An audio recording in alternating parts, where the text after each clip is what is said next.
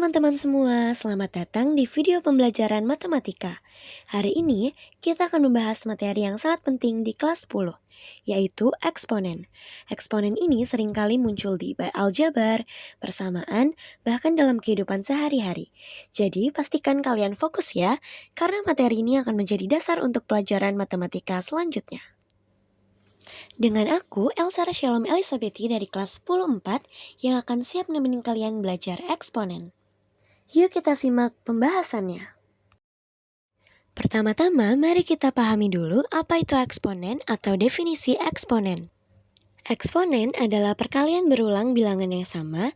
Jika A adalah bilangan real dan N adalah bilangan bulat positif, maka A pangkat N menyatakan hasil bilangan A sebanyak N faktor. Di sini, A disebut sebagai bilangan pokok atau basis, dan N disebut pangkat atau eksponen. Contohnya, A pangkat N sama dengan A dikali A dikali A dikali A sampai sebanyak N. Dan 3 pangkat 4 yaitu 3 dikali 3 dikali 3 dikali 3 sebanyak 4 kali sama dengan 81. Sekarang kita masuk ke dalam sifat-sifat eksponen.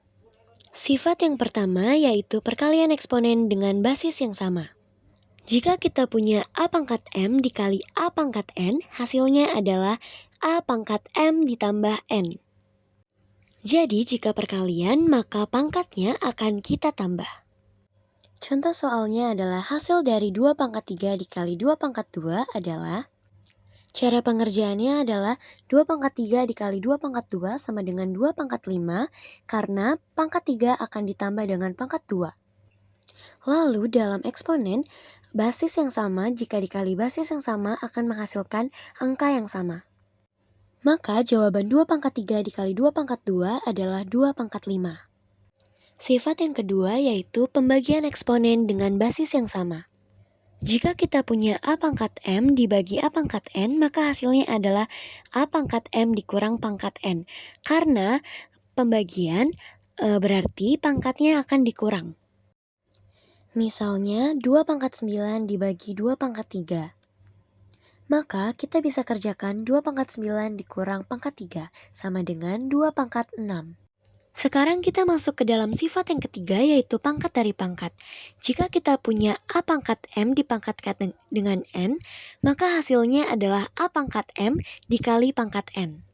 Contohnya, 3 pangkat 2 dipangkatkan dengan 3 sama dengan 3 pangkat 2 dikali pangkat 3 yaitu 3 pangkat 6. Sifat yang keempat yaitu sifat pangkat dari perkalian yang dimana basisnya sama akan dikalikan dengan pangkat. Jika AB pangkat M, maka hasilnya A pangkat M dikali B pangkat M. Contoh hasil dari 2 kali 3 pangkat 2 yaitu 2 pangkat 2 dikali 3 pangkat 2 hasilnya 6 pangkat 2. Selanjutnya kita masuk sifat kelima yaitu pangkat dari pembagian. Jika kita punya A per B pangkat M, hasilnya adalah A pangkat M per B pangkat M. Contoh hasil dari 4 per 2 pangkat 3 yaitu 4 pangkat 3 per 2 pangkat 3. 4 pangkat 3 yaitu 64 dan 2 pangkat 3 yaitu 8, maka hasilnya 64 dibagi 8 sama dengan 8. Selanjutnya kita masuk ke sifat yang keenam yaitu pangkat pecahan eksponen. Jika A pangkat M per N dikali A pangkat P per N sama dengan A pangkat M ditambah P per N. Untuk yang A pangkat M dikali A pangkat P itu menggunakan sifat yang pertama di mana kalau dikali itu ditambah.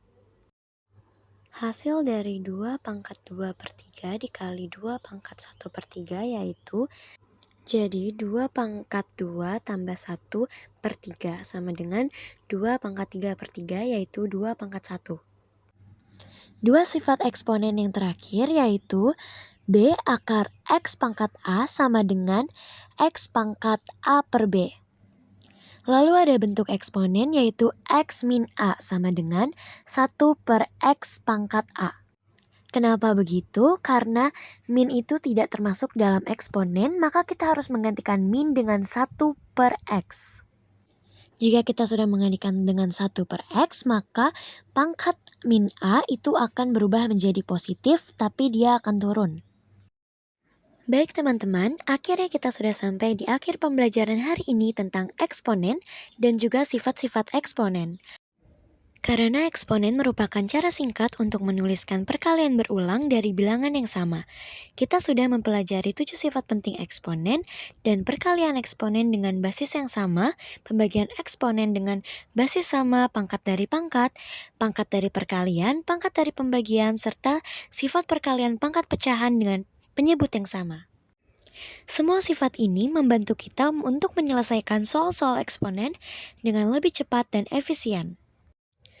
Semoga penjelasan hari ini bisa membuat kalian lebih paham dan lebih percaya diri untuk menghadapi soal-soal eksponen. Teruslah berlatih karena dengan latihan, konsep yang awalnya rumit bisa menjadi lebih mudah. Terima kasih sudah belajar bersama aku, Elsara dari kelas 10-4.